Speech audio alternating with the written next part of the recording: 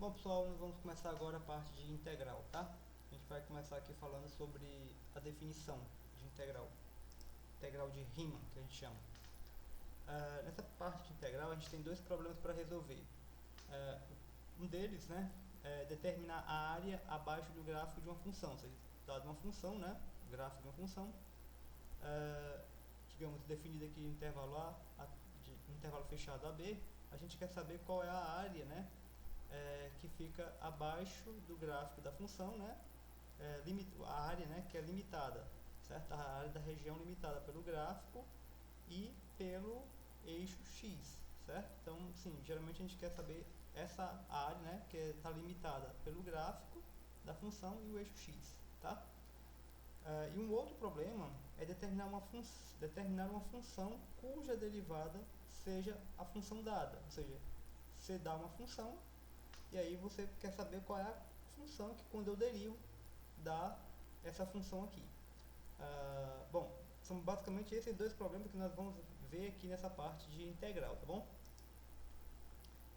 Uma definição aqui sobre para a gente poder dar a definição de integral, que é importante, é a definição de uma partição. O que é a partição de um intervalo? É simplesmente você pegar o intervalo, como o próprio nome está dizendo, né? Partir esse intervalo em vários pedaços, em vários subintervalos. Em cada pedaço desse aqui é um subintervalo. Esses subintervalos aqui, tá? Eles não precisam ser todos do mesmo tamanho, todos do mesmo comprimento, tá? Podem ser de tamanhos diferentes. Então o que você vai fazer? Você pega um intervalo AB, digamos, você vai chamar, digamos aqui, né? Estou usando a letra T0, né? Para designar o A, que é essa extremidade aqui esquerda. Aí você pega um outro ponto, T1, um outro ponto T2 e assim sucessivamente, tá? Até o último ponto lá, Tn. Você pega, digamos, aqui olhando aqui para essa partição, né? Seria uma partição, né, onde eu peguei 12 termos, tá? Estou colocando o N aqui por causa do caso geral, né? Mas aqui não seria o T13, né? Tá bom? Então assim, uma partição é simplesmente isso. É simplesmente você pegar o intervalo AB e partir, né, o intervalo em vários subintervalos, tá? E aí o que a gente vai fazer com esses subintervalos? Digamos, observando o seguinte, a gente já está aqui tentando entrar na parte, né, que envolve a solução do primeiro problema, que é encontrar a área abaixo do gráfico, tá? Então, para resolver aquele problema, a gente passa por essa etapa aqui, de pegar o intervalo e quebrar esse intervalo em vários intervalos menores. Então, eu tenho aqui a função f, tá? E o que a gente vai fazer é quebrar, né, o intervalo aqui de definição da função, e em cada subintervalo a gente vai construir um retângulozinho, tá? Constrói outro e outro e vai construindo vários subretângulos, né? Até chegar aqui no final, até onde você quer, né? Até onde a função está definida, tá? Digamos de A para B aqui. Veja, cada retângulo desse aqui tem uma área, né? Então, se eu pegar a área desses retângulos e somar, eu vou ter uma área aqui abaixo do gráfico. Claro que essa área não é igual à área que está abaixo do gráfico da função, né? Porque ficam sobrando aqui muitos pedaços. Faltam aqui, sobrando não, faltando vários pedaços, né? Então, o que a gente faz? Intuitivamente, o que pode acontecer? À medida que nós diminuímos, aliás, à medida que nós aumentamos a quantidade de pontos que nós pegamos, veja aqui eu peguei esse ponto, esse, né? Peguei vários pontos aqui nesse intervalo aqui. À medida que eu aumento a quantidade de pontos, tá? Intuitivamente o que vai acontecer é que eu vou ter mais retângulos, né? E se eu vou ter mais retângulos aqui, tá? Esses buracos aqui vão ficando cada vez menores. E como eles vão ficando cada vez menores, eu vou ter uma aproximação melhor para aquilo que nós chamamos de área, né, que está abaixo do gráfico da função, tá? Então, seguinte, né?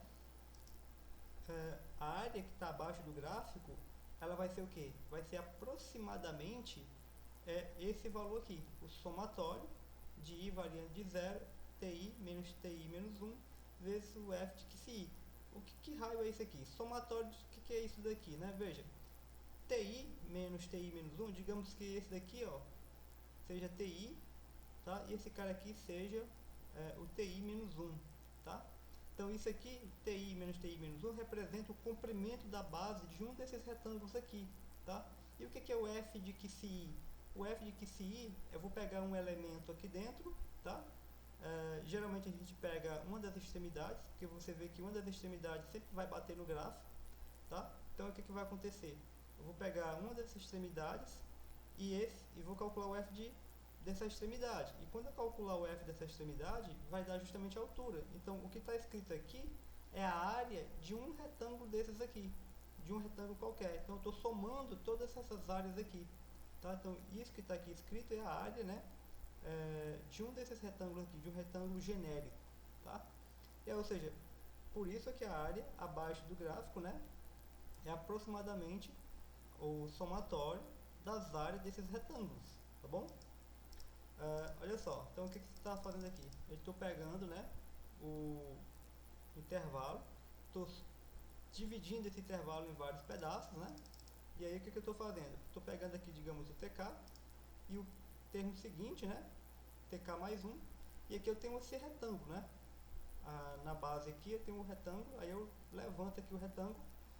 Essa altura aqui do retângulo é exatamente o f de tk. Poderia ter sido também o f de tk mais 1 aqui, tá? Então faz um deles dois aqui.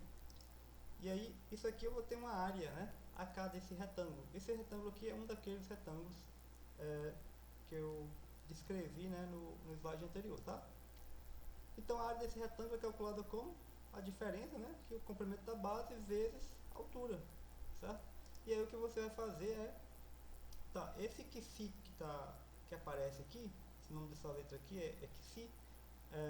Na verdade a gente pode pegar qualquer número aqui dentro desse intervalo, tá? Não precisa ser esse ou esse não, pode ser qualquer número aqui dentro, tá bom?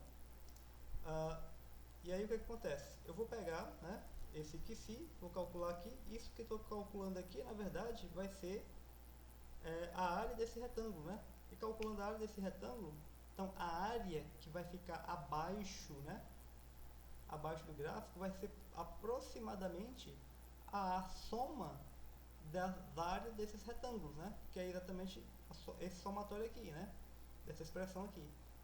Então, à medida que a gente aumenta, né, a quantidade de pontos que a gente toma dentro da partição, o número de retângulos fica maior, certo? Aumentando o número de retângulos, aqueles espaços, né, que ficam faltando para serem preenchidos começam a ser ocupados e, portanto, no limite, né, a tendência, intuitivamente, né, o limite desse somatório vai nos dar a área, tá? Chama atenção para isso daqui, o somatório de f de QCK delta TK é chamado de soma de Riemann, tá? Esse somatório aqui a gente vai chamar ele de soma de Riemann. Parece alguns exercícios aí que pedem para calcular isso daqui, tá bom? Então, a definição de integral vai ser esse daqui, tá? Então, uma integral definida, a gente chama de integral definida, da função contínua f do intervalo AB em R, é dada dessa maneira aqui, a expressão que a gente vai usar, tá? Integral de A até B, de f de x dx, igual ao limite desse somatório aqui, tá bom? Então, isso aqui é a definição, né? Essa primeira aula aqui foi só para apresentar a definição, e nós voltamos aí depois com um exercício. Valeu, gente. Até mais.